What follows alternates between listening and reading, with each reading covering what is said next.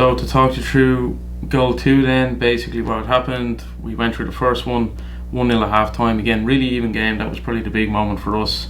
Dundalk had a few chances themselves, and we kind of went into half time saying, yeah, good half, great goal. And the big bit of information, I guess, was, and based on our analysis from the previous game, was there was more opportunities for us to score through build-out. So again, what we noticed was Dundalk stepped really high up the pitch, so these three players high, midfielders high, and their full-backs would go tight, and it meant that basically their centre-backs and their full-backs, so their whole back four really, would step really high up the pitch, and it left loads of space in behind. I suppose another important thing to mention was for the second half, so we were lucky enough, we had 3 really good strikers. At the time we had Dean, who scored the first goal, we had Killian, who set it up, and then for the second half we started with Killian still up there, and we gave Dean a break, and we got Jamie Murphy up there, another really good player, electric fast, great finisher, and all around really good number 9. So for this goal, again we played to the left hand side, this time Keane Ward in goal to again Tom Maloney. And now some of the information we spoke about was, if we're going to play in here, we play in 1, which was what we done for the first goal. But if they get really tight, then it may be on to skip this entire press and maybe take these players all out of the game with 1 pass. And this is where Killian again got the assist. He was really clever and pulls over, dragging the centre back with him, and although he's the smallest player on the pitch, Tom was clever enough to beat the press, and from here now Killian's receiving it on his head, and he's managed to just flick it directly into this space. And what Jamie Murphy does brilliantly is he gets across his marker, stays on side, and from that flick the ball is played in behind, and now he has all this space to go into. This time the keeper opts to stay in the goal, so now Jamie's getting pressed from behind really quickly, but he manages to move all the way up, always followed, but really cool and calm, really composed. He manages to come right as far as the keeper until he has to come out, and then from there plays it around him and scores a goal. So now it's 2-0 to Garlic Kilkenny.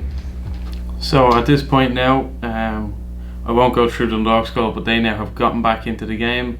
There's probably 3 or 4 minutes left. We're 2-1 up, and to say we're under pressure is an understatement. They've really played us off the park, probably for the last 15 minutes. We dominated the first 20 minutes of the second half, went 2-0 up, conceded a sloppy enough goal, and then suddenly the game is right back on. So at this point we've been defending quite deep for a long time. Our keeper Keane Ward had a great game, I remember, made a few good saves, and now we've managed to get a throw in up higher into the Dundalk's half, and I guess this is a break for us all, and we're just trying to see the game out at this point, so we don't put too many numbers forward. Dundalk do respect us, they get lots of players back, and pretty much how the goal goes is we've got a long throw in from the right, and again we've got Dean back up top, this is Cottle, and then this player Nathan Murray, another really clever 10. So we've kind of just left them 3 to their own devices, and basically, to be honest, this was not worked on in any way, and the lads just showed some great invention to pull this goal off. The throw-in goes a little bit long. Again, Cottle is marked tight, and it's a long enough throw that it goes over Cottle's head to Dean, who then picks it in and around a really tight area. He's basically got a 3v1 in that area, and then even more numbers against him all around.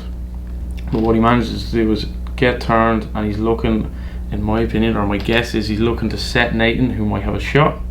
So he sets the ball back, but then Nathan does this brilliant kind of feint of body and a little, I suppose, uses his shoulders to fool everyone into believing he's going to shoot, but manages, as they shift across, to then shift it to Dean again in a much better position on his back foot. So he plays it right into Dean there. Really clever pass, all in one touch, and what that leaves is Dean again in that position, but at least now he's got time, a little bit of space, and most importantly his touch is going towards the goal.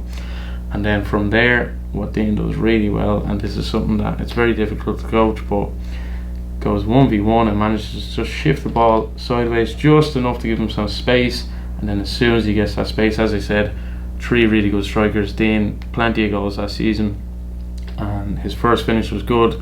This one was just as good. He manages to bury it across the goal into the bottom corner, and from there, I guess, relief for the whole bench, relief for the whole team.